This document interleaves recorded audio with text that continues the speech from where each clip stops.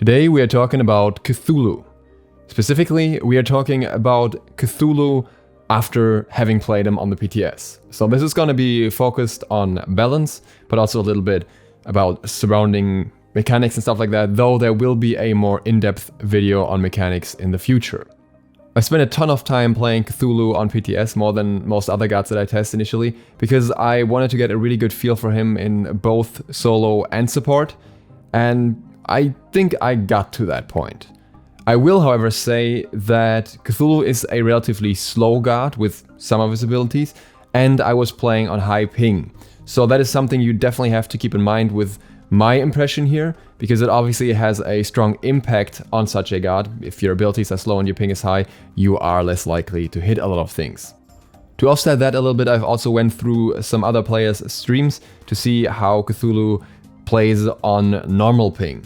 But even with those, you have to keep in mind that many of the streamers that we have in SMITE are pro players, and they will obviously typically do relatively well in a normal match, no matter what god they're on, if they're playing against their own viewers. So, what have I found? First of all, Cthulhu, in my opinion, is towards the stronger side, and I would say he is potentially too strong, or likely too strong. However, I would say he is not necessarily levels of Release Guan Yu or Bologna busted, but more in a manageable realm of too strong. A big factor here are obviously his numbers that I already talked about in a past video, but there are more things coming into play. First go through his individual abilities and then talk about more overarching things. His passive, Prey on Fear, allows him to stack Torment on enemies that can turn into Insanity and give him various benefits. This is an interesting passive in my opinion, but it's relatively hard to apply outside of the ultimate because of the short duration of the individual torment stacks, which is just 5 seconds. So you have to be very quick to apply this in a combo, and otherwise you won't apply it very often. His first ability, Sanity Break, the cone attack that he has, gives you some quick damage, and it's easy to hit on the full wave and often even 2 enemies in lane depending on how they're positioned.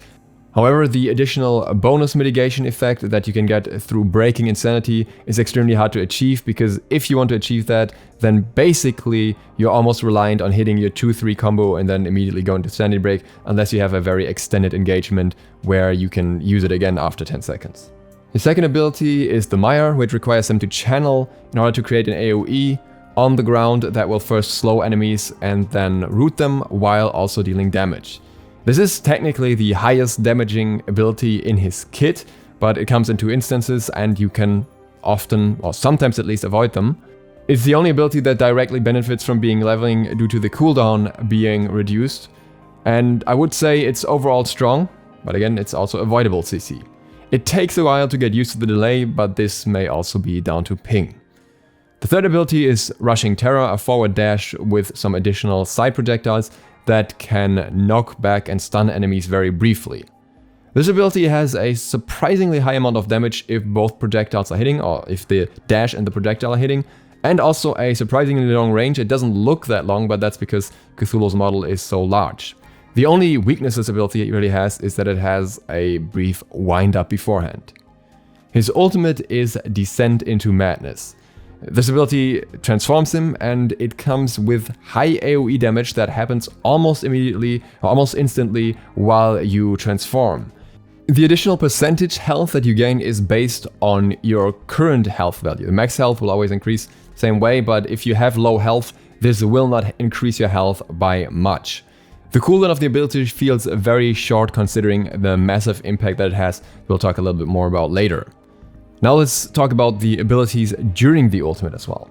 The first one is Sever, which is basically his basic attack during the ult, a no mana ability that does a, well, I can't really call it a cone or anything, it's more of a square attack that goes from one side to the other in front of him.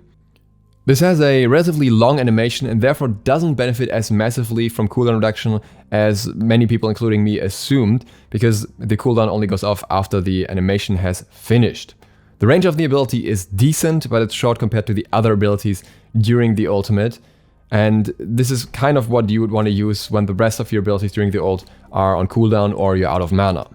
The protection reduction applied by this ability is okay. It's not completely overwhelming or anything, because in many situations you won't even get that many hits of it off. His second ability, Devastate, is an AoE circle that knocks enemies up.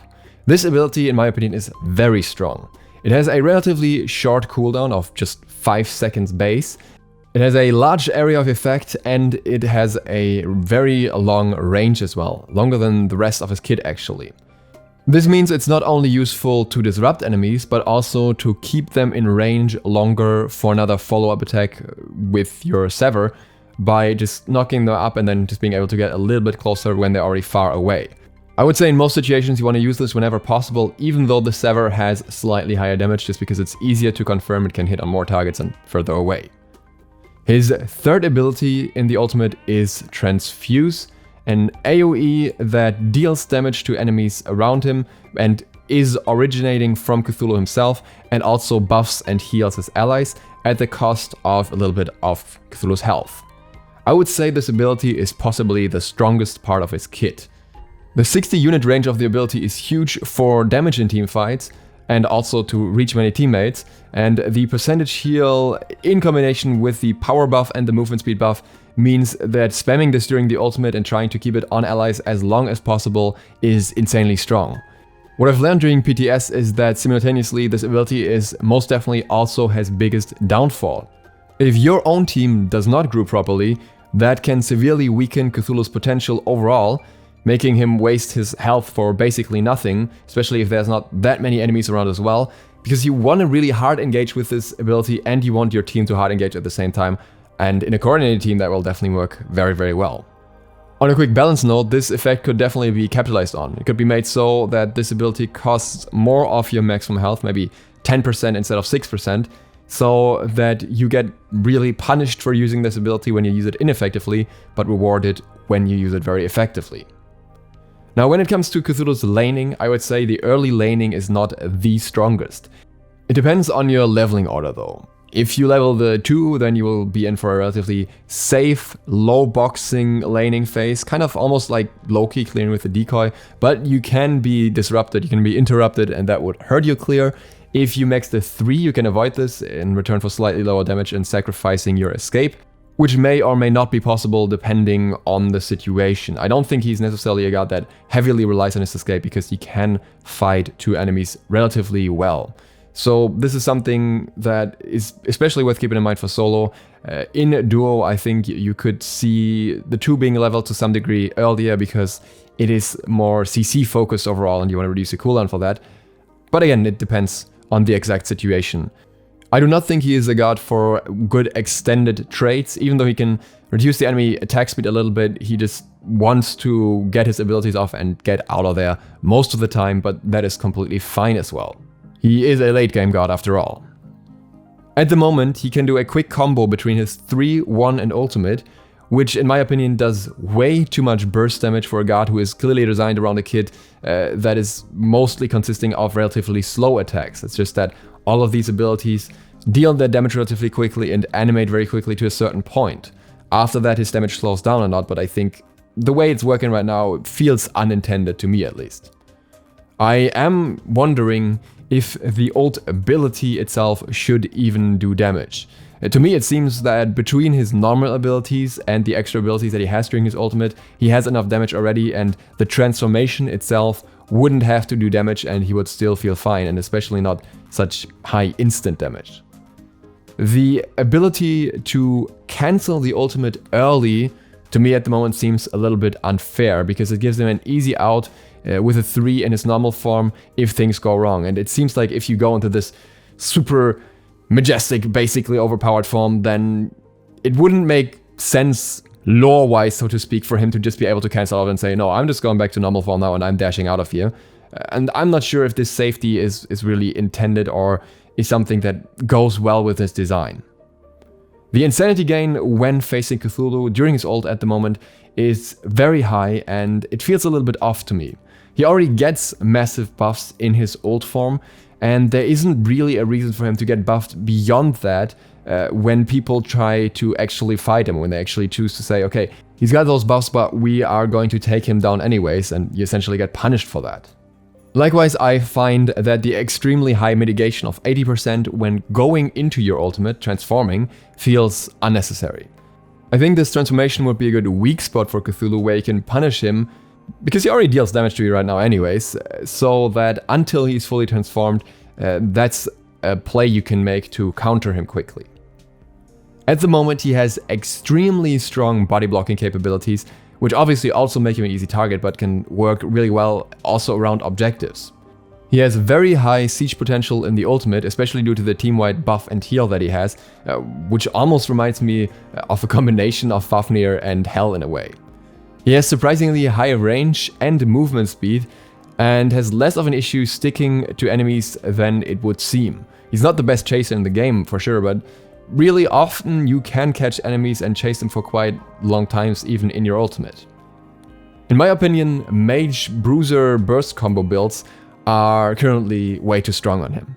He can burst squishies at full build without even using the abilities in his ultimate, and I think he might need further scaling reductions. Currently, hitting the 3 properly still has a 60% scaling, using the ultimate still has a 50% scaling, which can hit an entire team very, very easily.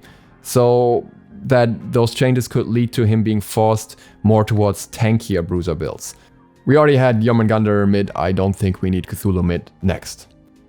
He plays surprisingly well from behind, as his base damage stats are so good and his overall effects are always beneficial, especially during the ultimate, so he doesn't have much of a problem with that, and he can also keep enemies decently, at least from sieging. While he technically has lots of CC, a lot of it feels more disruptive rather than being actual lockdown. The only exception here is the 2, which is avoidable, and technically the 1, but again that's very hard to confirm, so I think overall his CC is not as crazy as it initially seemed. He is a late game beast, and especially in competitive he's going to be very scary due to the 3 in his ultimate. He's likely going to be very hard to balance between casual and ranked and competitive, because he massively shines with coordination and the right team comp. If your team doesn't group and engage with you, you're a massive target with limited escape potential, so there is a weak spot there. As such, he is much more team reliant than similarly strong characters in the past, again excluding super high burst Cthulhu, which is a weird awkward thing at the moment. He has counters in the game. I would say some counters that I've seen so far are Arachne, Nemesis, though the old counter doesn't work properly at the moment because it crashes the game. And even Baba Yaga seems to work pretty well because she can avoid a lot of his damage very easily. Maybe Anubis, but he also has CC immunity, so that kind of takes away a lot of potential counters and makes him a counter to many gods as well. Kali is not as much of a counter as I initially thought, because while Cthulhu is a good target for her, he can heal up allies and take away the reset potential for Kali quite often. There are a few other contenders that I just haven't seen yet, like Bakasura for example. We'll look at that more in the future, but I just wanted to point out that there are some gods that can work pretty well against him. It's not like he's completely unstoppable in that regard. So those are my impressions so far. I think a lot of his balance can already be adjusted by just tweaking his damage numbers and maybe tweaking his buff numbers a little bit. So it's not like he will be overwhelming for too long unless Hyros wants to, from what it seems like. But the big problem I think is going to be finding a good place for him between casual, ranked and SPL somehow. Before you leave, as I said yesterday, I will be doing a charity stream today. It should be going up shortly after this video goes up, maybe like an hour afterwards or something, depending on how quickly I get set up. So feel free to stop by on twitch.tv/DukesLoth. And other than that, if you're new to the channel, feel free to sub button and maybe the bell if you want to see more Smite and especially Cthulhu content in the future. I still have multiple videos planned in that regard, also some other new god stuff and everything. See you for the next one soon. DukesLoth out.